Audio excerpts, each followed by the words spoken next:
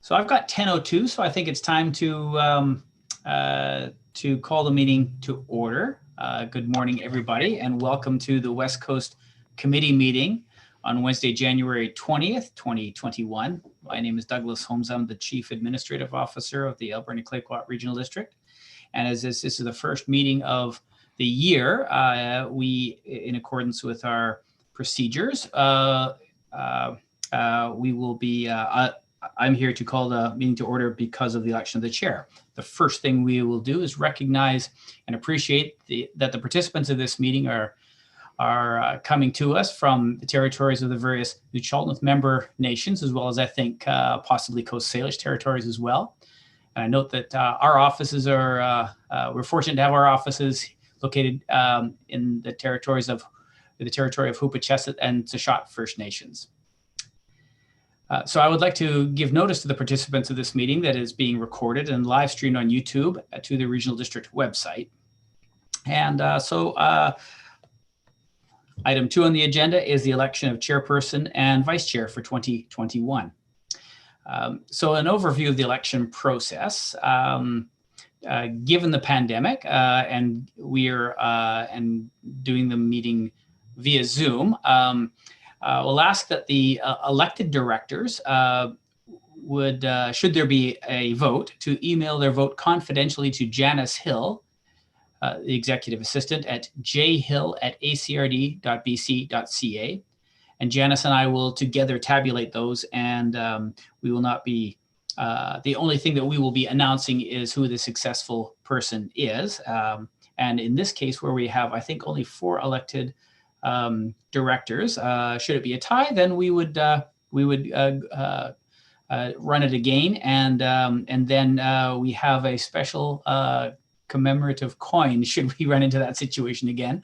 But we'll get to that if need be, and then we'll do the same thing again for vice chair if there is an election for vice chair. So I would like to please, first of all, call for nominations for the chairperson of the West Coast Committee for 2021. I would nominate Cal if he would like to continue. Director Roberts, do you accept the nomination? Yes, I do. Okay. I'd like to call for a second time for nominations for chair for 2021. And a third and final time. Okay, hearing none. Congratulations, Director Roberts. You were chair of the committee for 2021. Mr. Chair, would you like me to continue for the election for vice chair, or would you like to conduct that?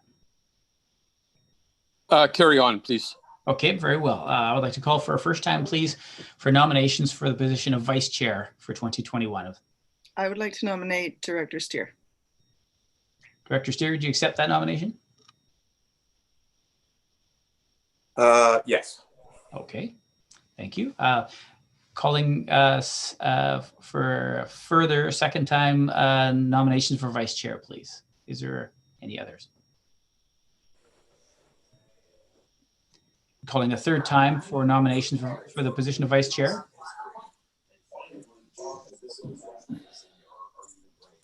Okay, hearing none. Congratulations, Director Steer, for your nomination and acclamation as vice chair. Thank you. Thank you. I'll turn it over to Chair Roberts. Thank you. Thank you for that. The first order for myself is to approve the agenda and any late items that we've received. Do I have a seconder? I'll move to approve the agenda. Thank you.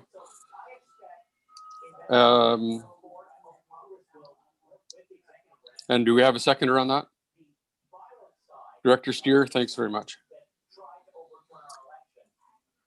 So that's moved and forwarded. The next item is the minutes of the West Coast Committee meeting of October 7th, 2020. Have a recommendation? I'll move the minutes to accept the minutes of October 7th. Thank you for that. Seconder? Director Steer, thank you. Item 5, we have petitions, delegations, and presentations.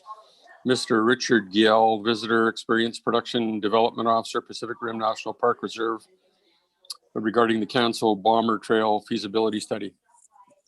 Mr. Giel, are you there?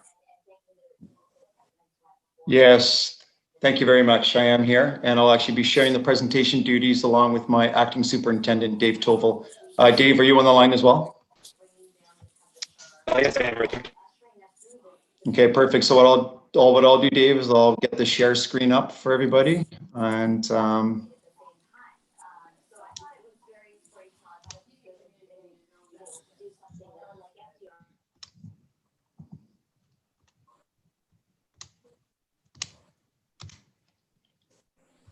okay. Okay, Mr. Chair, just as we were under the understanding of 30 minutes for the presentation, but I see in the agenda there's only 10 minutes. Can you confirm our timelines?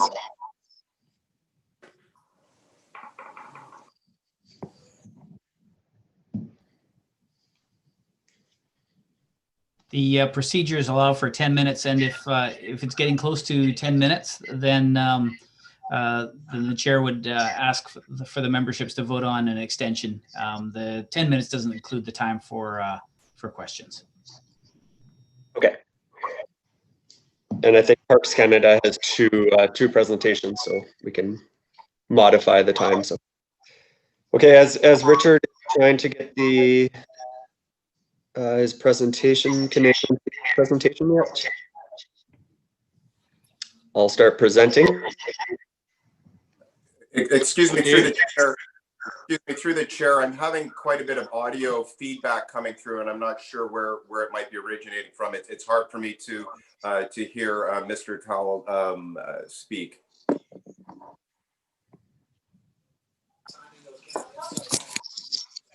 If everyone could put their microphones on mute, that would be appreciated.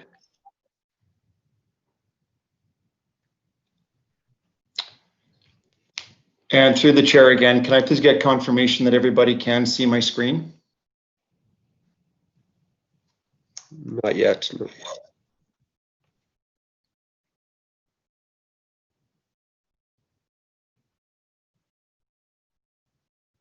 Because it's showing up on my end, everybody. So my apologies. It doesn't appear to be working.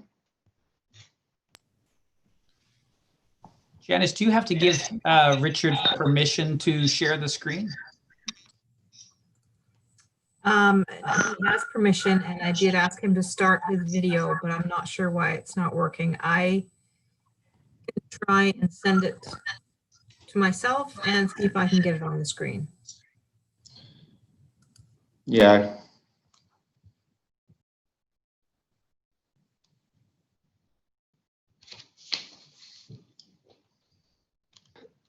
As we're trying to go through to get the presentation, I'll start and just do a quick introduction to everyone on what we're presenting.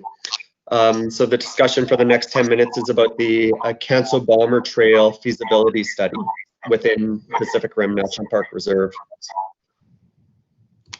If everyone can put their mics on mute, there is quite a bit of feedback.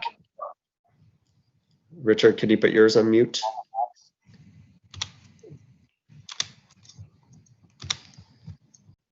So today's presentation will be a quick introduction, a project overview, and some of the preliminary findings so far. Our goal is to provide our partners and stakeholders with an overview and update of the Council Bomber Trail project, identify any concerns or issues by members of the West Coast Committee, and identify if there's any need for further input at the feasibility conceptual stage that we're in. So I just wanted to advise everyone that right now it's a feasibility study, so there's no funding secured for this project for any work to be conducted on the Council Bomber Trail. But this is a feasibility study to see if this is where we want to go in the future or if there is a need. And secondly, I just want to reiterate that the Council Bomber Trail falls within the boundaries of Pacific Rim National Park Reserve and within the traditional territories of the Toloquiet First Nation. We do have a map. Once Janice or Richard can get it up on the screen, we can point out more so where it is on the map. I think many of you might be familiar with where the plane location is in the trail. It's just southeast of the Radar Hill Road, and on the ocean side of Highway 4, in between the ocean and the Radar beaches. So what we've looked at so far is, in conjunction with the brand new Upshik-Tashi, the multi-use path that is being constructed through the Long Beach unit of the National Park Reserve, there is a brand new parking lot that's been cleared at Lower Radar Hill, right where it intersects with Highway 4. New developments in the past year is that the new trail provides safer access. In the past, visitors would hike right along the shoulder of the highway, and we all know how narrow Highway 4 is in this location. So safety is already improved as people can now walk down that trail. There is an existing roadbed from the old communications building to Highway 4. So the trail currently encompasses that roadbed, which is quite wide and needs some work, but the base of it is there. The biggest issue is from the communication buildings through the Shorepine Bog to the crash site, which has over the years has been braided. It's very an ecologically sensitive area. We've had lots of visitor safety issues with people getting lost. In the age of Instagram and social media, it's one of the most popular trails in the National Park Reserve. However, it's not promoted by Parks Canada. It's officially closed. It's an unsanctioned trail. However, through word of mouth and through other avenues, people still hike it. And we have trail counters all the time. They do get damaged and stolen. But our latest reports were over 11,000 hikers hiked it in 2017. There's also a concern from Tloquet First Nation about the use of the trail and the ecological damage that the masses of people are having on this sensitive area. So the purpose of the feasibility study is to remedy the safety concerns, to prevent ongoing degradation, and to restore sensitive wildlife habitat and wetland habitat. The plain itself is a cultural resource and has a lot of history that needs to be shared with Canadians and locals. But there's also been massive damage to it with spray painting, people removing parts, and other graffiti. It's also a great opportunity to kind of expand more on the historical and cultural, if that's what Tloquet would like, significance of this area. There's still a lot of the more recent history with the war and the military history is not commonly known outside of many residents. So this is a real opportunity to explore both Nuu-chah-nulth cultural history, if Tloquet so chooses, and the military history and the Council Balmer story itself. Also to meet visitor experience standards. Right now, the trail, if anyone's seen people walking down the road, it's quite muddy, and many people are covered in mud and get lost when they're hiking the current trail. Current improvements that we've done on the trail. In 2019, we added a lot more boardwalk, kind of primitive boardwalk, punch-in boardwalk to navigate people through the trail. Have a sense of wayfinding, but also keep them from braiding it more. It provided a lot clearer direction for people, and environmental monitoring has shown that in test plots that regeneration is slowly happening. So I'll pass it off to you, Richard, for continuation. And I see that it's up on the screen. So we're on page 9. Yes, Janice. Yeah, thanks, Janice, for pulling it up on your end, and my apologies for the technical glitch. So, yeah, if I could just carry on from where Dave was. So the scope is essentially composed of 4 critical elements. The first being trail alignment and related improvements, looking at viewing platform concepts at the actual crash site itself, interpretive opportunities and related design, and then obviously looking at some circle route feasibility options as well. The project's overseen by an advisory committee, which includes representation from Tloquet First Nation.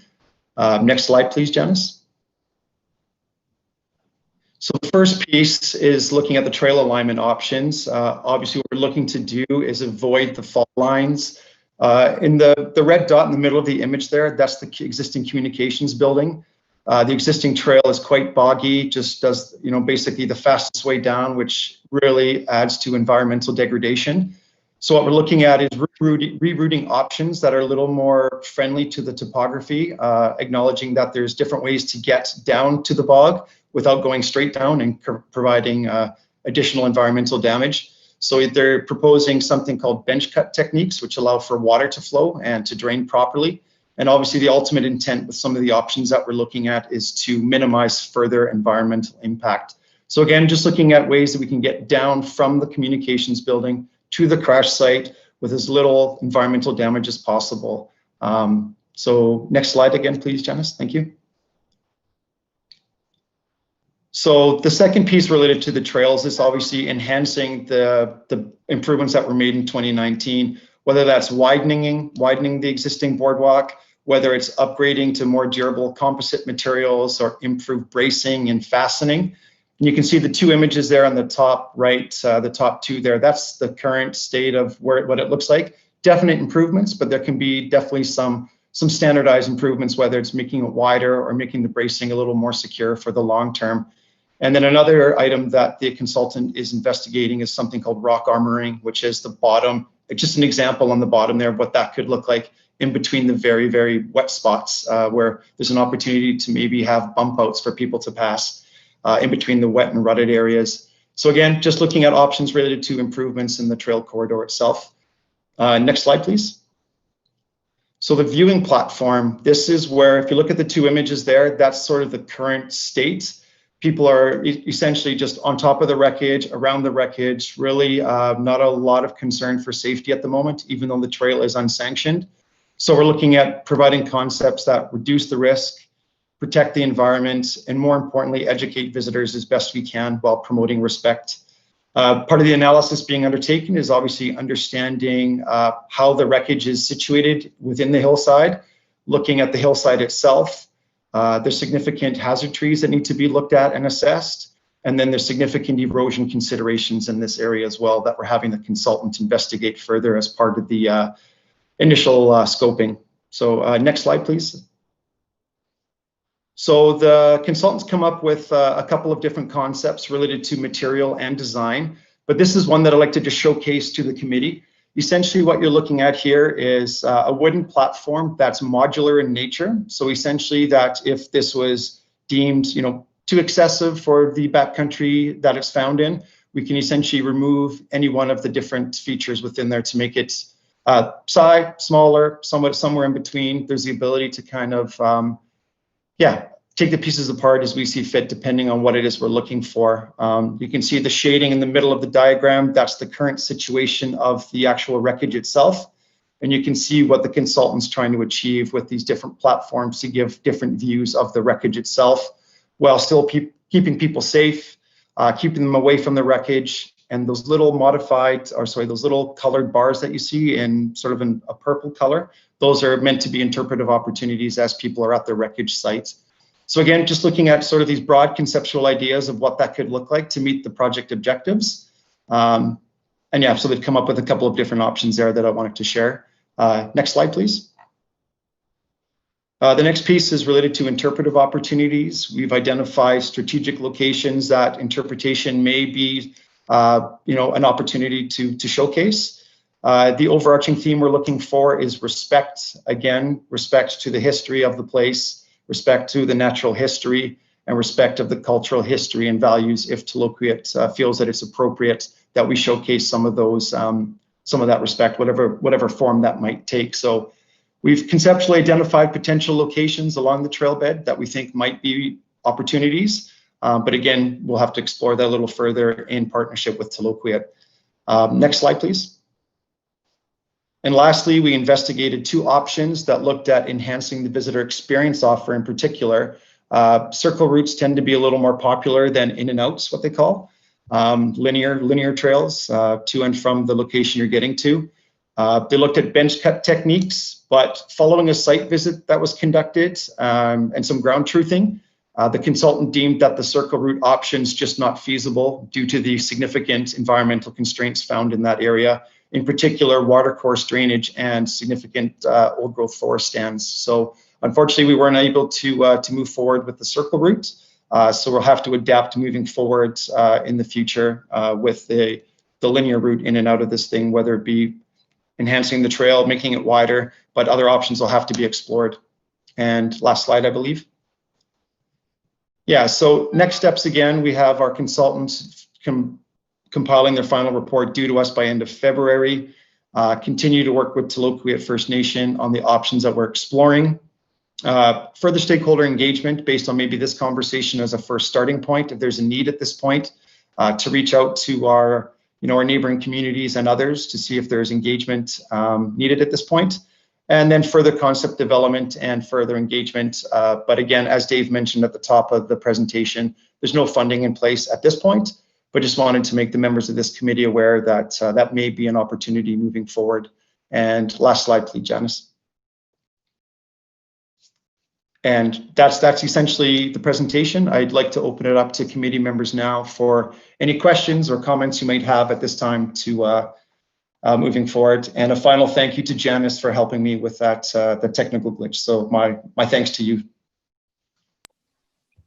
Thank you for that, Dave and Richard. Really good presentation. And I appreciate the work that needs to go into this. Just in the final note at the end, we talked about putting in interpretive signage and that the circular route itself is not feasible. Widening the trail, from my perspective, would be a really good idea, and however that comes out. And secondly, is there any talk about putting in, perhaps beside the interpretive areas, benches or something for people to sit down and allow others to pass by, because this is a fairly popular site? Thanks for that. Yes, and thank you. Very good question. Yeah, there are a couple of different options to provide a bit of clarity. There is widening options that are being proposed, as well as in the absence of widening opportunities for the entire corridor, there are opportunities to have what they're calling bump outs, which could include simple interpretive options. I mean, like you said, a simple rest area for people to take that break, get a, have a drink of water, and then continue on with their journey onto the wreckage. So yeah, it is being considered. What that looks like, I think we still have to take a close look at, because one of the intentions is to minimize further disturbance within the bog ecosystem. So it's a careful balance, but great question. And just to piggyback on that too, Kels, we really would love to be able to make this an accessible trail to get people with mobility impairments out to the playing site. However, it's going to be a type 3 trail, a very backcountry, very rugged. So we're looking at the potential of some kind of interaction with the Upshik Tashi, where the council trail meets the Upshik Tashi, some sort of display or audio visual or some sort of component there which can tell the story for people that can't get into the site as well. We don't know exactly what that will look like, but something we're exploring. Yeah, excellent, excellent. Anything that would help as far as interpretive centers, and is there any idea about actually fencing the site itself or keeping people away from the structure? Great question. I think at this point, what we're looking at doing is trying to play that balancing act of how can we optimize the visitor experience while still keeping them safe. So at this point, we've given the consultant direction to look at almost like a viewing platform type of structure, but there's still a lot of geotechnical work that needs to be done. They need to understand further what the erosion is at that location. So at this point, we're looking at the platform as the best case scenario, but what options stem from further detailed work as it relates to geotechnical and topographic considerations. We might have to look at other options to ensure that visitors are kept safe at that site. So still to be determined, I guess, is the short answer. Yeah, very good. We're hoping through the educational messaging that public shaming and the educational messaging will keep people off the plane, but we know that won't for in all cases. Yes, excellent. Thank you for all the work that's going into this. I do appreciate it. Are there any questions from any other committee members?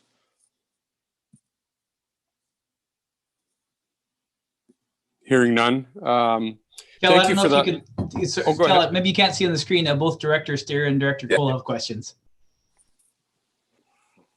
I'll switch over to gallery. Okay, Director Cole, go ahead first. Director Steer had his hand up a million times. I'll let him go first. Okay. Thanks, Tom. Thank you. That was great. Thank you. And I just wanted to, right off the bat, thank the Park Reserve for recognizing the issues regarding the unsanctioned use of the Canso Trail and taking some of the actions to mitigate the major issues with that unsanctioned use. And I'd also like to commend the park once again for their collaborative work with Tloquet First Nations and the ongoing collaborative work with Tloquet First Nations around the park issue, and also extend a thank you for the inclusion of local communities through the ACRD and in specific the West Coast Committee. It is much appreciated. So it's mostly just a comment and a thank you for that. And you, I believe, Dave, you had addressed one of the questions that I did have was in terms of accessibility with the trail, and you had mentioned some of the mitigating factors that might be a possibility. As we know, accessibility is a huge issue within our communities, and thank you for addressing that. So I'll pass it on to Rachelle to pass comment. Thanks, Tom. I'm not sure if I might have missed it, but was there any mention of a plan for the removal of the graffiti and kind of the vandalism that has taken place to make it a little less like it belongs in a downtown city sort of? I haven't been up there in years, but it was a bit of an eyesore the last time I was up there. Yeah, great question. And it's a little more complicated than just a simple yes or no. Understanding that the wreckage itself is a cultural resource, there's certain parameters and things you can and can't do as it associates with that. So it's still a conversation we're having, and unfortunately we don't know at this time what exactly potential graffiti removal could look like or not look like. It's still to be further understood what it means to be a cultural resource and how graffiti is applied to that. It's a very unique situation there. So maybe I'll have to get back to you on that one. Yeah, all good. Copy that. And my second part of the question was, you have numbering location systems at different parts in the park that our ambulance dispatch I know uses as direction to locations for response. Will there be numbers associated with this site as well? Do you know what I'm talking about? I forget what they're called, but they're on your new signs. I guess they're not that new anymore.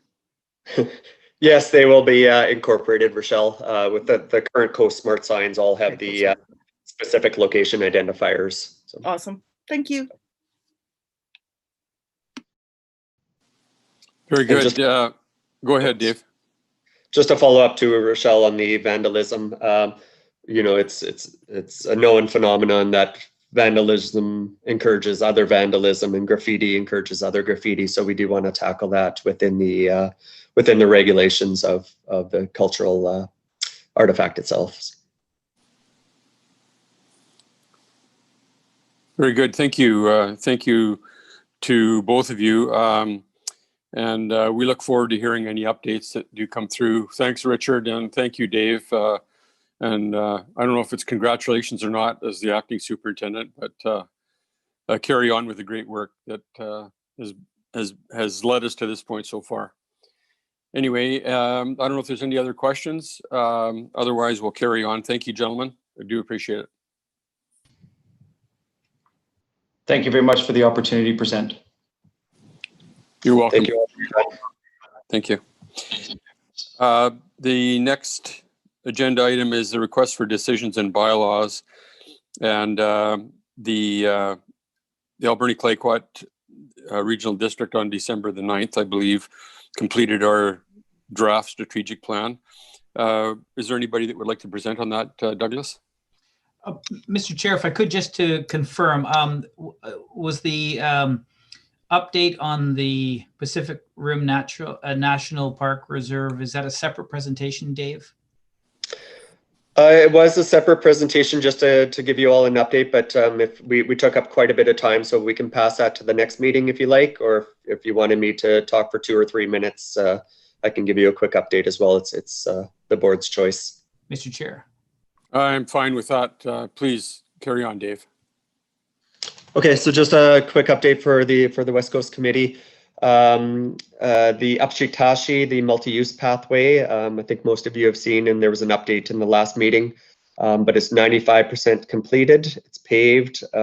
Just the YE, the section of the escarpment between the Greenpoint Campground and Long Beach, which the Elders Working Group has named the YE. That is the only section remaining to be completed. However, there is still quite a bit of behind the scenes work to be done from a visitor safety standpoint, from the cultural standpoint, and from the interpretation standpoint. So technically the trail or the pathway is 100% closed at the moment. It's a construction site. However, we do recognize that it does appear to be completed. So people are using it from both communities and visitors alike. So we will update you if anything changes, but currently the messaging is that it's completely closed, and we would like that messaging to be shared with all members and all communities. The second update I have, and then I'll open it up to questions, is the just the resumption planning for COVID-19. So we are meeting with both Taloquiet and Nuku'alofa to discuss what 2021 could look like. And the same thing for the Broken Group Islands unit and the West Coast Trail units. So for the Broken Group Islands, it's Tokwat and Sechat and Upachasat and Uchakalset. So, and those meetings between Parks Canada and the nations will determine what is open and what's not next year. As we know, some vaccines are coming to some of the remote, I think 6 of the 9 nations within Pacific Rim National Park Reserve have received some vaccinations. But I do want to emphasize that does not mean that every single member of these nations has been vaccinated. Youth under 19 are not being vaccinated. Pregnant or breastfeeding women are not being vaccinated, and some people are choosing not to be vaccinated. So it's great positive steps going forward, but it's still a long way to go, and there's still many things out of our control. So that's a quick update from the National Park Reserve, and I'll open it up to any questions that people may have. Yeah, go ahead, Tom. Thank you, Dave. Would there be any value in connection with Tourism Tofino in terms of the messaging about the closure of the trail? I know it's going to be an incredibly difficult task to mitigate the people using the trail at this point, but would there be any value in connecting with Tourism Tofino? And is there anything the District of Tofino might do in their messaging in terms of our website to relay that the trail is closed at this time as an active construction site? Yes, thank you so much for that, Tom. We are working with the district. We've created signs to be placed kind of by Maltby Road, just past the visitor center, and then another sign at the entrance. We have an article in with the Westerly as well to kind of promote that awareness. And we know the Tofino multi-use path has some issues as well with closures, so we're all in the same boat on this one as well. So I'm also an elected board member of Tourism Tofino, so I share that with my colleagues on the Tourism Tofino board. But we will continue, and same thing with the District of Ucluelet on the other side in the ACRD, as there's still the unknowns about that section of the missing link in the trail as well. So. Go ahead, Rachelle. You're muted. Yeah, just on that last comment, I'm just going to take that opportunity to ask Douglas if he has any information he could add about that last section, reference to the last section. Perhaps Jenny can supplement what I'm about to say, but I'm thinking that we are waiting for the grant adjudication, and we're also in the process of getting design work done. Jenny, am I up to date on that, please? I apologize. I was actually typing an email. What was the question? I was just curious about what the status of the last part of, we were talking about the trail and the last connection part. The West Coast MUP. Okay, yes, so my apologies. Michael is working on that. We have McElhaney Engineering working on the tenure application with the province, as well as doing the pre-engineering, which has been approved by the board to spend that money and get all of that work done so that it is ready if we do receive grant funding. We will be identifying to the Crown the urgency of doing this in order to meet our grant funding. So we're hoping that'll expedite that process for approval. We've had to split that up between UCLULIT. We used to have a combined tenure for that. So we're splitting that up at the request of the Crown. So, yeah. Do we have a sort of time frame that we're expecting about the grant? They want it shovel ready in the ground by the end of 2021. I suspect soon. Okay, thank you. Thank you for that, and thanks for the update, Jenny. That has been one of my concerns as well, moving forward with this, so it's nice to hear that update. Any other questions? Okay, hearing none. Thanks again, Dave. Much appreciated, and thanks for the updates. Thank you. Thanks, everyone. Moving forward, request for decision in bylaw, and hoping that Douglas can give us an update or speak to the draft strategic plan. Thank you. Certainly, Mr. Chair. The strategic plan has been, the substance, the business part of the strategic plan has been adopted by the board. The formal document that has the graphics, et cetera, a message from the chair, some statistics and some information about the region overall, et cetera. That's being prepared as we speak. The plan will have regular reporting, including the board's periodic approval of targets in conjunction with financial planning, and then staff reporting back on those targets. And that is also underway. The board has tentatively approved the targets as it embarks on its financial planning process. So the plan is intended to govern all of the decisions that the board makes, and naturally that extends to the recommendations of staff, and very importantly to the work of the committees. Thank you, Mr. Chair. The report is just for information. Are there any questions on the report itself? Okay, seeing none. Can I have a motion, please, to accept? I'll make the motion that we receive the report for information. I'll second. Thank you, Rachelle. Sorry, who seconded? Kirsten? Yeah. Thank you. So moved. Next item, request for decision for the West Coast Committee terms of reference for 2021. Oh, just the formality of the vote on that last one, Mr. Yeah. Chair. Oh, sorry. Sorry, moved by Rachelle and seconded by Tom. All those in favor? Or Kirsten, I should say, sorry. Thank you. Moved. Thank you. West Coast Committee terms of reference. Do I have a motion on that, please? Well, I'll make that motion. That the West Coast Committee recommend that the Alberni-Clayoquot Regional District Board of Directors adopt the revised terms of reference for the West Coast Committee for 2021. Do we have a second? Tom, thank you. Through the chair, just on discussion on that, I unfortunately, with technical difficulties, I have not been able to, was not able to receive the agenda for today's meeting, so I don't have the copy in front of me. So excuse me if I'm not able to jump in on some of the agenda item issues, or we're able to approve the agenda as laid out with some difficulties that were there. But in regards to that motion, I second the motion and proceed as we go. Thank you. Thank you very much. So moved and seconded. All those in favor?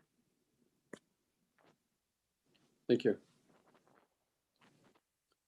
Next is the request for a decision on the West Coast Waste Management and Asset Plan version presented by Trisha. Thank you, Trisha. Thank you. So I'm just going to share my screen. Just give me a second here.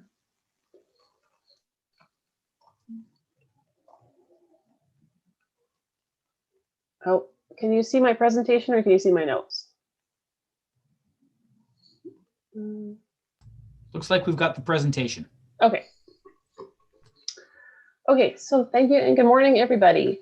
So this is just a review of the West Coast Waste Management Asset Management Plan.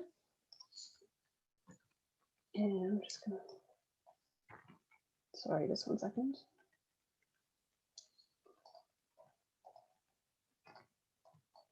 There.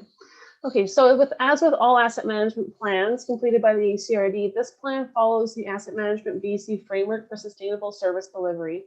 Many steps have taken place in order to bring this plan to fruition, but the most notable for the West Coast Waste Management Plan are to do we did a site visit, we walked the landfill site and gathered necessary asset data. We then analyzed that data and determined replacement costs and timelines. And I reviewed any applicable consultant reports that are tied to the assets, identified any areas of concern, such as funding gaps, poor condition assessments, or areas that may be failing faster than industry standards, and identified high-level risks to the service as a whole. And then I compiled all of this data into the formal plan, and the data will be incorporated into the 5-year financial plan and long-term financial plans. Assets that are part of this plan are the vehicle scale and the scale house, battery shed and recycling shed, tipping wall and railing, bare fencing and electric gate, hydro poles, leachate system, including the pond and interception ditch, water well, pump station and piping. Not included in this plan are any capital assets that are not yet installed, as costs and any possible offsetting grant funds are not yet known. Of the installed assets, the current replacement value is $711,000. An estimated $5.6 million is required for the eventual closure of the landfill. The current contribution to the service is $1.37 million, excluding grant funds. This is comprised of $123,000 in tax requisition and $860,000 in curbside and tipping fees. Based on the asset data and operation and maintenance costs, $1.85 million is required annually. Of this, $345,000 should be dedicated towards capital expenditures and closure costs. The remaining $1.5 million will be used to cover the rising operations and maintenance costs. It should be noted that there has been an 11% increase year over year in operation and maintenance costs, while typically only a 2% increase is budgeted. Again, these figures do not include assets not installed, including the $2.6 million leachate system upgrade that's recommended by Spurley Hansen Associates. We're hopeful that grant funds will be secured to cover the majority of this project costs, and based on the closure timelines, the leachate system may not need to be replaced prior to closure. The levels of service were modeled after the AV landfill and the Ministry of Water, Land and Air Protection requirements for landfill standards. Based on these, the notable points are the West Coast landfill has had no recent safety incidents or barrier entry noted. The tipping wall and internal roads have settling issues as they're constructed on old landfill cells. The current diversion and stewardship programs are on par with other comparable landfills. It's unlikely that the landfill will need a gas management system while it's still active, and a passive gas collection system will be installed at closure. There's no stormwater diversion system in place, and it runs into the leachate system. The current contribution to the closure fund is adequate. And finally, much like the AV landfill, once the landfill reaches capacity, there is no plans to secure a new landfill site. As mentioned, we're hopeful to secure grant funds to cover the required $2.6 million upgrade to the leachate system. As you can see, that figure is represented by the taller green bar in this graph. The shorter bar in this is the capital upgrades planned in the 2020 financial plan. The 2021 financial plan is not yet finalized. The orange line represents the recommended contribution through tax requisition, and the red line represents the actual contribution. The difference between these two figures is referred to as the funding gap. This gap will continue to grow if it's not addressed through increased contributions. The financial figures in this plan are to be used only as a compass or a guide when making changes to a service and are intended to represent the current state of the service. 40% of the assets associated with the service have a very poor rating based on age and expected service life, with a current replacement value of $375,000. However, some assets may last longer or not as long as the estimated service life used in this calculation. Asset-specific high risks include the leachate system replacement, the tipping wall and railing replacement estimated at $25,000, the stormwater diversion system estimated at $100,000, and moderate risks include replacing the vehicle scale and septic system at a combined estimated $110,000. High-level service risks identified by the General Manager of Community Services are earthquake causing rupture to the clay landfill base and causing a leachate spill, damage to the leachate transmission main, fire at the landfill site, a large influx of waste due to emergency recovery, and as noted, these risks will be given weightings and mitigated when and where appropriate, given the current budgetary and resource capacities. Prior to the creation of version 2, we have outlined some goals we'd like to achieve in the service to further the asset management program. Highlights from the improvement plan include identify and implement any applicable diversion programs, identify funding possibilities for capital projects, continue to monitor and track landfill gas emissions, align financial budgets with the DOCP and ministry recommendations, create and implement an emergency response plan, fire safety plan, and contingency plan, and update the solid waste management plan. And that's all I have for you today. I'll stop sharing my screen. Thank you for that, Trisha. Any questions? Rachelle. I have a question, and maybe I should already know the answer, but if I understand that we're not planning when its life is done, that we don't have a plan for a new, like what happens? What's going to happen with all of our? I'll let Jenny speak to this one. Great question. That's a really good question. I think we're out to 2062, Trisha, for this landfill. So right now, that is our plan. In solid waste, we develop the solid waste management plan, and that gives us our really long-term vision for the next few years. Our plan is quite outdated, and it's time to sit down and look at that again. And when we look at that, now that we will have, at that time, we'll have organics in place, so we'll have better numbers on when we might fill up our landfill and what things are looking like, then it is time to ask that question. What do we want to do with that? And what do we want to do with that regionally? Because fundamentally, we have to plan for that.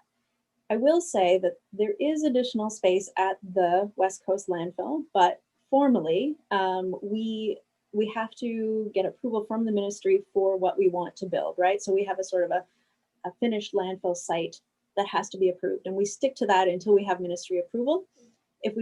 One of the options for the West Coast landfill, especially since we're upgrading the leachate system, we're investing, we're doing lots of diversion, could be to expand the site because there is space there, but that would have to go through quite a large process. So I hope that is a fulsome answer. So you're just telling me everything is going to be okay? I think things will unfold. Okay, thank you. Tom, you had a question. Yes, thank you, Trisha, for the report. I will admit to not having the documentation early to be able to review and have questions. I have many questions regarding it, and I think Jenny has brought up a couple of those in terms of the after reviewing the solid waste management plan, which I believe was 2008 when it was last adopted, there are certainly some areas that we need to review, and I don't know at what point we may be asking for a motion to look at that solid waste management plan. I think it needs a little more than a revision. We'll need a tremendous amount of work, in my opinion. That being said, in terms of the direct presentation today, I'm curious, and as I'm new to the ACRD and specifically onto the West Coast Committee, in terms of the financing for some of the capital projects and infrastructure, I'm unsure at this time in terms of if we have capital reserves associated with the West Coast landfill that might help mitigate over time some of those larger capital expenditures that we might be looking at the landfill. That was one question I had that came up in the presentation, and I'm unfamiliar with the financial structure for the landfill. So there are capital reserves for the landfill, and they were taken into consideration when I was doing the calculations. So those funds were a part of it. So there are funds there. I can't remember off the top of my head what those figures are right now, but they will be utilized. Thank you. And a follow-up to that, if there, I'm unsure of, in terms of requisitions for that reserve through the ACRD taxation, is there a set a formula that we're using for those contributions to that reserve fund on a yearly basis, or is it reviewed at a yearly basis in terms of those contributions? So the numbers included in the plan are based on the replacement timelines and the current reserve balances, and those are divided. We convert that into a mill rate when I try to figure out what the recommendation should be. The current contributions to the financial reserve or the landfill reserve are, I guess Terry can speak to those and the methodology behind that. Terry. Hi, I'll just jump in here. So the reserve fund was budgeted to have $825,000 at the end of 2020. And we will be looking at that when we do the presentation for the financial plan for this year. So until we've had this comprehensive plan, we've basically been going off of engineering reports and their recommendations as to the contributions every year. And so this is really the information that we've always felt like we were missing to make sure that those reserves were adequate to cover our long-term costs. So now we're in the process of taking that information that Trisha has gathered for us and incorporating it into a 5 and 10 year plan. The leachate, that $2.6 million for the leachate system was not really considered before this last engineering report. So we don't have the funds on hand to do that. So if we aren't able to secure grant fundings, we're going to have to look at other options such as some borrowing to get those funds. But as you saw in that one table, I was a little bit happy to see that although there's a big bar at the beginning and a little bit of backlog of costs, the costs over time are not necessarily rising. So I think that we'll have a little hump at the beginning here, but then we will have an opportunity to get those reserves to be adequate for us moving forward. Great. Thank you, Terry. And just a quick, not question, if Trisha, if you would be able to forward your report. Unfortunately, I have not received it. It was lots of excellent information that I didn't have quite enough time to digest at this moment. That would be very much appreciated. Yes, absolutely. Thank you for that. Any other questions? Oh, Kirsten, please. You're muted. Yep, there you go. One of the slides, it showed tax requisition, and then underneath was tipping and curbside. What does that mean? What is curbside as opposed to tax requisition? Terry? Terry can. Sure. So we have curbside garbage and recycling. Recycle BC pays for the recycling, but there's curbside garbage in Tofino and Ucluelet that we bill the homeowners as a user fee. So that is that portion of it. And then the tipping component is the actual amounts that are going over the scale that are being paid at the tipping rate. So most of the landfill costs are recovered through those tipping fees and then the individual homeowner collection rates. But there is I shouldn't say small, there's like approximately 100,000 that is recovered at this time by tax requisition.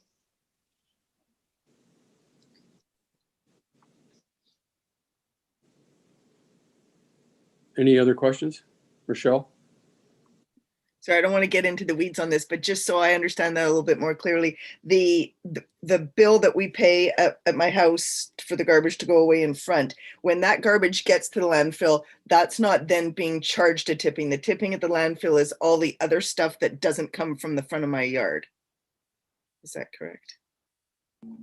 Yes, that's correct. So the bill that so the bill that you pay is supposed to estimate your collection charges as well as what it is cost to tip that material, because we need the homeowner to be paying for what they're putting there. And then So that's what the calculation to base your annual bill on is for. But then all the other garbage that's collected, whether commercially or however else it arrives at the landfill, is all charged that tipping rate as well. So the dumpster out back of the ambulance, I call when it's full, and they come and pick it up. And is that part of something that I'm just curious, is if that, does then the building or the company pay for their dumpster to get dumped, or it's probably a contract thing? Never mind. Forget. Yeah, so they'll have a contract with the providers out there, and that will include an amount for the weight of the garbage that is estimated to be in the bin.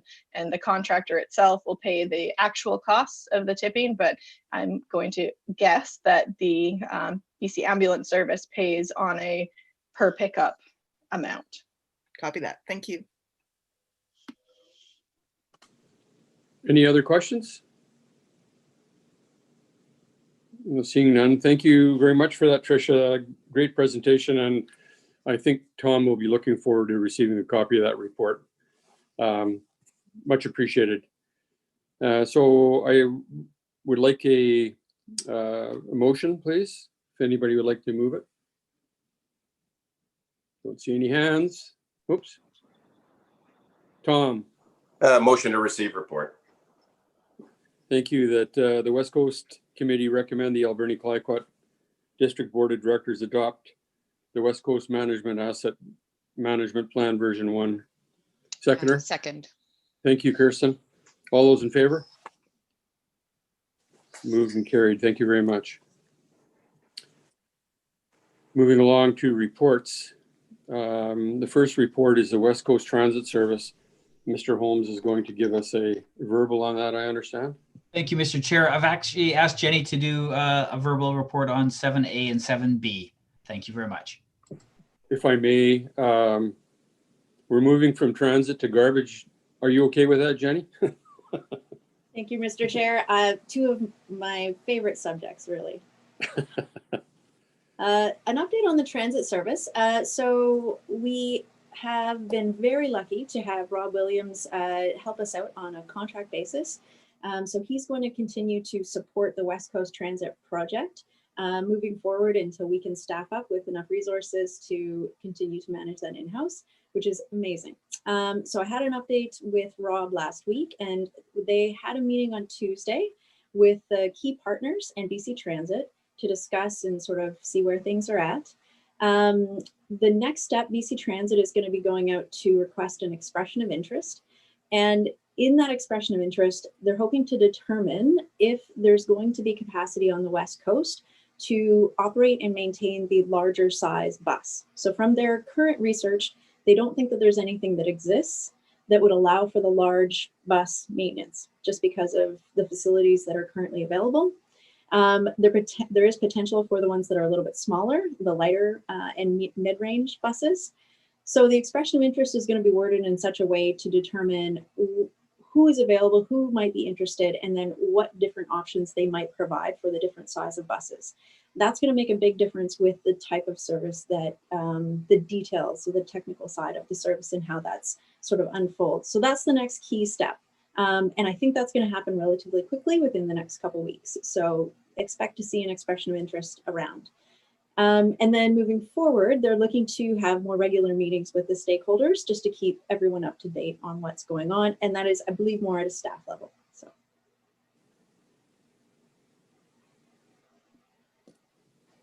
Any questions? Rachelle? Do we have, there's a dateline, like a go live estimation time change? There was one delay, and I'd have to pull up the numbers, but we haven't seen another delay since then. So I think it was originally set to go for September, and then it got delayed to April, if memory serves correct. Yeah, that's about right, I think. Okay, so we're still set for the April deadline. And again, I think that they probably should look at that again once they get the information back from the expression of interest. So, but currently no formal delay. Okay, thank you. Tom, go ahead. Yes, thank you, Jenny. I very much appreciate the update there. And Rachelle's question answered part of one. The other aspect was, of course, the cost for providing the service on the West Coast. As you may know, that has been a question from many of the District of Tofino taxpayers. I'm wondering if at this point, if there's been movement in terms of the requisitions that will be required at this point, or is it still a little premature until we have a lot of more of the pieces in place before we can have a much more accurate idea of what we might be looking at? I don't think I have enough information to answer that in much detail, except through speculation. So I'd like to look into that and find out if we have, how clear those numbers are, to what degree, and I can get that information back on that one, if that's all right. And then maybe what that will be, or when we can expect to get better numbers. Yeah, absolutely. Thank you. What I would add, Mr. Chair, is in the as a general principle, until the expressions of interest are replied to and contracts are laid and routing is firmed up, and you know, there's one or two variables with respect to partnerships.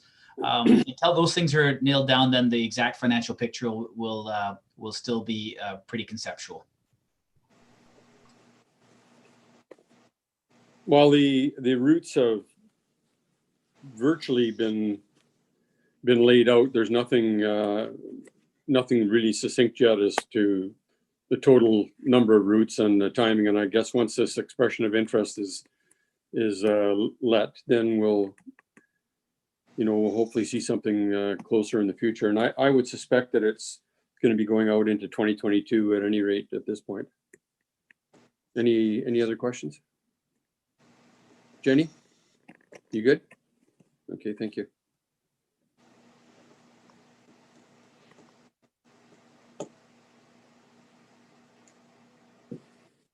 So, Jenny, moving on, leachate improvements for the West Coast landfill. Thank you. Sure. So we have a lot of activity going on at the West Coast landfill. It is fantastic that Trisha did the presentation, which I think gives us a little background information.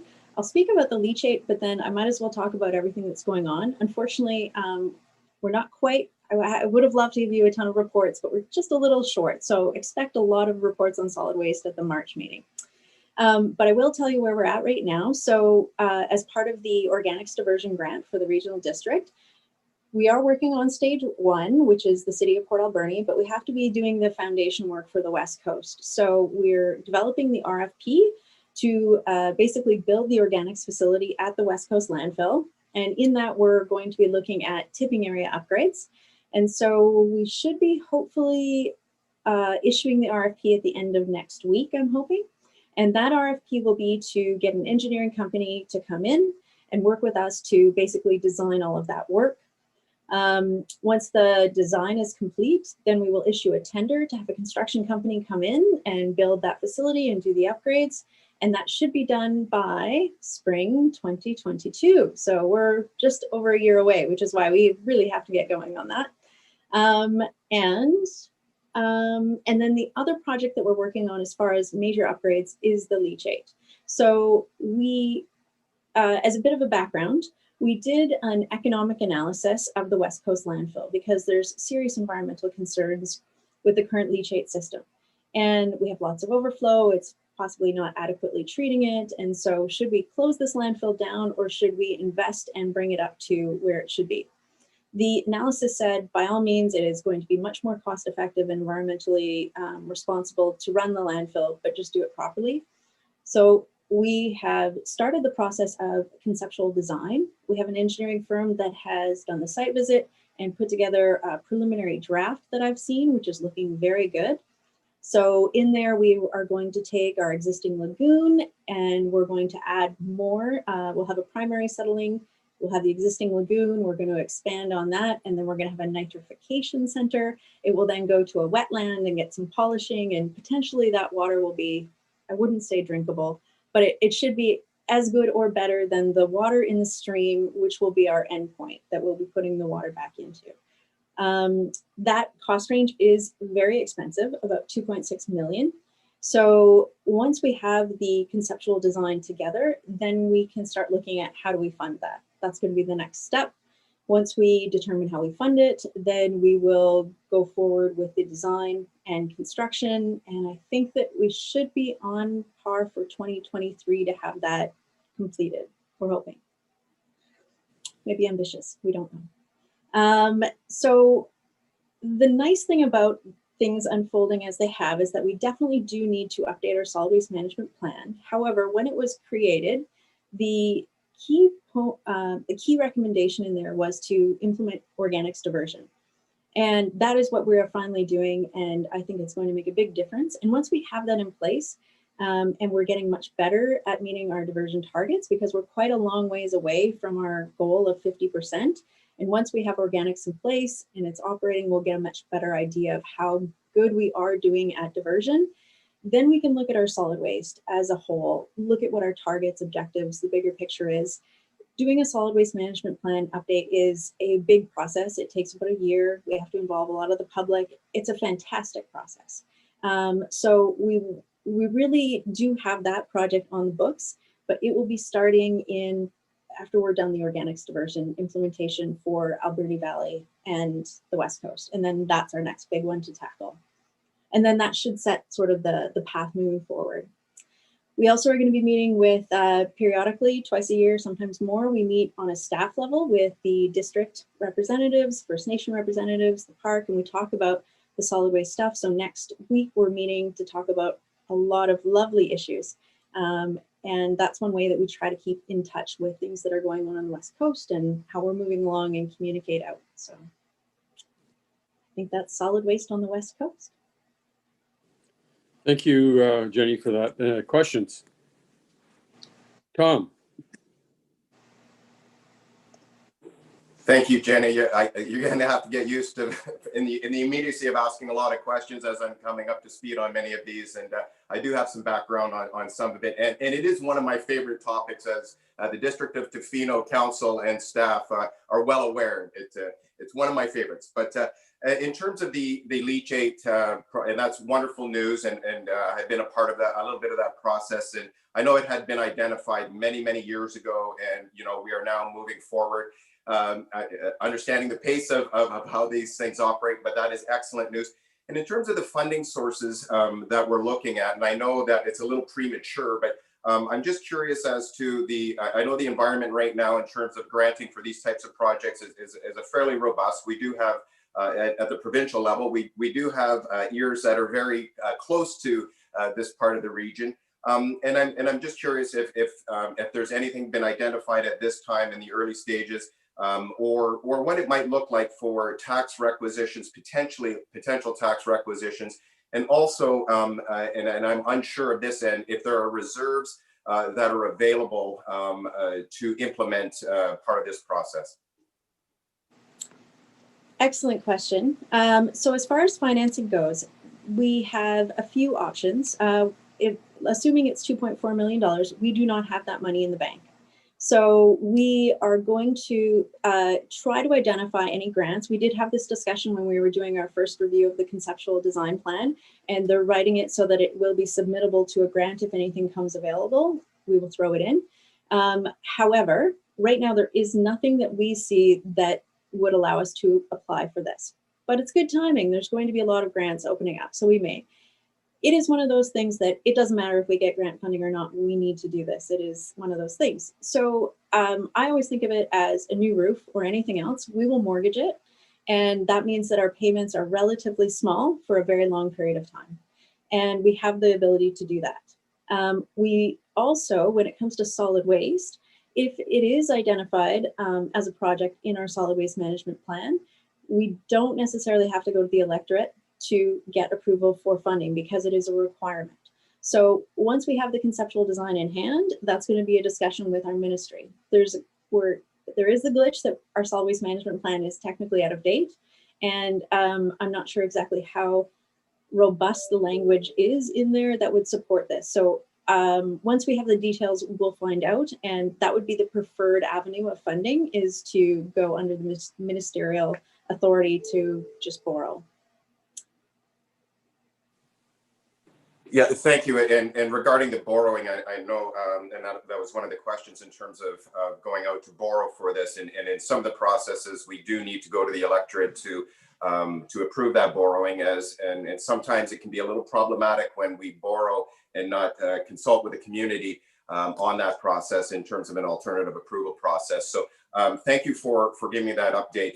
Is it still within, even in terms of the information that we would bring forward to those, whether we go to ministerial orders and are allowed to move without the consent of the community on borrowing? Is there a process of informing the communities as to the process, and is there any value in going to the electorate just from an educational standpoint in terms of why we are borrowing this money and the imperativeness? And I think everybody would understand. I'm just thinking about that transparency and that bringing forward the information to the communities. It's just a question, a theoretical question. I don't expect a comprehensive answer, but it's something that obviously in recent history on the coast is something that I think is an important question to ask. In my background is in water, wastewater, a lot of operational services that are all user pay, and a landfill is also a user pay system for the most part, although we do have some tax requisition. And in my experience, whenever we borrow, and we borrow huge amounts of money to fund all sorts of massive capital projects, no one seems to care because it doesn't impact them on a tax basis. So again, because we're mortgaging it, it's almost the tipping rates don't, as long as the tipping rates are reasonable and they aren't affected, we'll have to look at that. Like if we had to up the tipping rate from 130 to 160, in order to fundamentally fund this, I think that we have to have that conversation with the community. If the tipping rates aren't going up, I don't know if we need to engage with them on a bit of a detailed discussion.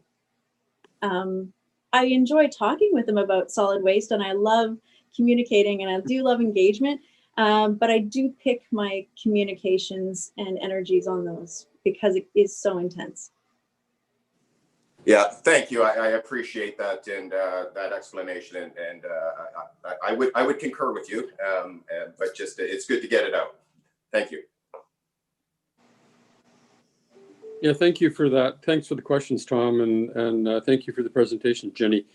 Clearly, West Coast landfill, any improvements that are done there are near and dear to our heart, because without that, we're not going anywhere. So. Yeah, excellent job. Thanks again, Jenny. It's a really good update, and looking forward to any of the new improvements. And hopefully with our new MLA in the picture, we might be able to secure some funding somewhere. You never know. You never know. Anyway, thank you again. The next report is with unauthorized camping, which again is all of us out in the West Coast are concerned about this, and I think Mr. Holmes is going to give us a verbal update on that. Thank you. Thank you, Mr. Chair. By way of reminder, October 7th was the last time this committee talked about that in any detail. And at that particular conversation, it really was sort of a roundtable type discussion where we accumulated all of our experiences and concerns. Not everybody was able to submit something, but most of the West Coast communities were able to. And we started this discussion a little bit, sort of some theoretical ideas about what types of actions could be taken, because the impacts are in many or most of the cases are not something that we would like to experience again in 2021. It's not purely pandemic related, but certainly the pandemic has absolutely exacerbated the unauthorized camping and the unpleasant and unfortunate circumstances that come with the unauthorized camping. So the board of directors is particularly concerned about this and has asked staff to figure out ways to first of all bring the entire region together. So it would be really more of the same, but hopefully a little bit more comprehensive in terms of talking about in maybe a more detailed ways, sort of in a more succinct way, talking about the experiences, and then also in as good a way as possible, talk about what are the potential tools, and those tools might change from place to place. But the types of jurisdictions that are involved, of course, are provincial parks and federal parks, treaty First Nations, non-treaty First Nations, incorporated district municipalities, and unincorporated rural areas, private lands, crown lands, active industrial, forest service roads, etc. Some all kinds of natural environment that really can't take intensive camping. And so the types of things that could be talked about might be gating, might be creating bylaws to be enforced, which involve staffing. Some of these areas are fairly remote, so there are significant safety issues that we would want to really be sure about in approaching a group of people who have set up camp for some amount of time. Some of the problems include is things as simple as people not understanding what type of property they're on, and so if they're on treaty lands versus crown lands, there are some differences in what people are allowed to do, and so that probably is also going to be part of the solutions conversation. Coincidentally, Chair Jack was on Greg or Craigie's radio show this morning for a few minutes, and I think he presented the circumstances and the next steps very, very well. The board has invited us to prepare something in the way of what do we have available for resources, and our COVID restart funding, recovery funding. I think there was right around $20,000, maybe it was $27,000, something like that. That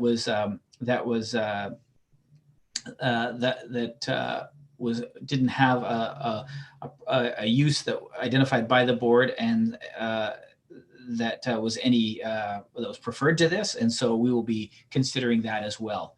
So we're going to try to get a meeting together, a committee of the whole meeting that will include all of the stakeholders making submissions and participating in the conversations, and just see what the appetites are with respect to solutions for this problem. I don't have anything further than that, Mr. Chair, and happy to answer any questions. Rachelle? To the chair, to Doug, do we have a date or a proposed time for the committee of the whole, so that there's still time for actions to come out of the conversation prior to, because before you know it's going to be February? Yeah, that's for sure. We don't have a date yet, but we're cognizant that the time's going to be blurring by. We're also very engrossed in the preparation of the financial plan. We have to have ours done by March 31st, and we expect to be in front of the board on February the 11th with the first draft of the financial plan. And but we also understand that the board will need some time to think about, are there going to be any effects to the financial plan with respect to initiatives it may wish to either lead or support, and there might be some of both on that. So we don't have a date yet, but we understand that we don't want to delay. Okay. Tom, you're looking like you want to say something. No, thank you, Mr. Holmes. I appreciate knowing that it is a very complex environment, and I do appreciate taking a regional approach to this, which I think is probably the right action to take. Unfortunately, the issue is very on the West Coast, is very immediate, and as you pointed out, with timeframes and budget coming up at the 31st, I understand the constraints that are involved, and so I do appreciate the work and time that is being put in. One areas that I just would like to flag in terms of engagement, and Tloquet First Nations is heavily involved in that area, and it has representation out there. And I think it would be a very important partner to be engaging with right from the very outset of this, as I know through their Tribal Parks Alliance, they do have resources that do need support, and that it may be I hate to use the word quick fix for the initial issues that are facing the West Coast. And when we might be able to then take a broader approach and that regional approach, giving us a little more time to put thought into that. So I know, I don't know the complexities of once the budget process goes through, and there are some possibly that unallocated resources at this point, if there could be some discussion with Tloquit, and I know specifically the Tribal Parks Alliance and their engagement in that area already. So that's my only comment, and I do once again want to thank staff for the work to this point and recognizing the complex nature here and the time constraints that are involved. Thank you, Director Steer. I will forward for convenience the agenda and minutes from October. Oh no, I think the minutes might actually from October 7th might be attached to this agenda. Yeah. That may have been the last meeting. So that anyway, to make sure that that you have sort of the background that exists so far. There's lots more to be done as well, and I appreciate the reference to the Tribal Parks Alliance, and we'll be asking questions about that, and Tloquit will be a very important part of this conversation. Thank you. Yeah, thanks for that, Douglas. For all the parties involved in First Nations and other communities such as Ucluelet and Tofino and the National Park and the Tloquit, and it's important that when these invitations go out that we receive input back to further understand the experiences by all parties. And we know that the issues on the West Coast, illegal, unauthorized camping and so on and so forth, are slightly different than those of Port Alberni, for example, and the differences are, you know, pretty clear from abject poverty to drug use and so on and so forth. And I think what was mentioned is when we see, as far as the unauthorized camping is concerned, license plates from back east, Quebec and wherever, that taking use and abuse of the communities out there, it's important. And the comments that you made, Mr. Holmes, with regards to gating and so on, and we have to address all of these issues, and we'll be looking for some solutions and any opportunities that come out that we can work together and mitigate these negative impacts that are occurring on the West Coast. Any other further questions? Rachelle. I have something that I can't segue back to it because there is no segue for this, but I just wanted to go back to, we talked about the look at the timeline for our section. I meant to ask this question at the time where it talked about this end of the trail and the last section. When we talked about that, I was wondering how to find out, or who is responsible for, or if it's not on anybody's radar, if that trail, how it's looking at the junction there, if it will solve the ability for the tanker trucks and such to park. They park on the side of the road, and our aquifer is right there, and it's kind of an accident waiting to happen. If the trail will then organically make that parking space go away, or if when it is being developed, how the trail is looking there, if that could be on the person responsible's radar to help incorporate that there won't be space there for those kind of vehicles to be parking. Mr. Chair, we'll pose those questions to the designer to see if there's any design solutions that will kind of look after two birds with one stone, as it were. Will you get back to Douglas? Will you be will you be telling us about it at the next one of these meetings, at the next West Coast meeting, if you get an answer? Sure. Yes. Appreciate that. I'm thinking in terms of highways, perhaps contacting Ministry of Highways with regards to finding another location that would be more suitable as a pull-out area, rest area for tankers, tank trucks and semi-trailers and so on. Anyway, just food for thought. You can add that in there as well, Douglas. I would appreciate it. Moving on, we'd like to move that the verbal reports A to C are received. Do I have a move? Oh, Rachelle and Kirsten, thank you very much. Is there any further business, late business? Seeing none. Question period. Are there any questions or comments from the public participating in this Zoom meeting, Janice? There have been no questions received. Thank you very much. Next, we have a motion to, go ahead. No, sorry, go ahead, Cal. Motion to adjourn. Everybody's in favor. Tom and Rachelle. Oh, go ahead, Tom. I did have a question, sorry, and I did want to interject at any new business. I spoke briefly in regards to committee meeting time schedule. And I didn't know if that would be an where to appropriately, because I didn't have the agenda in front of me, or make amendments to the agenda.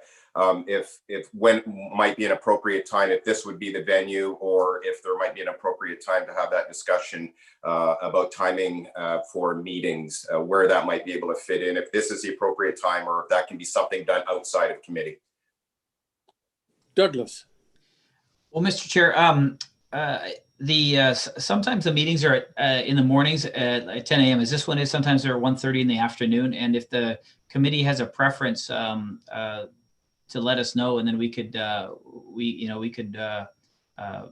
put the dates, assign times that way in the scheduling.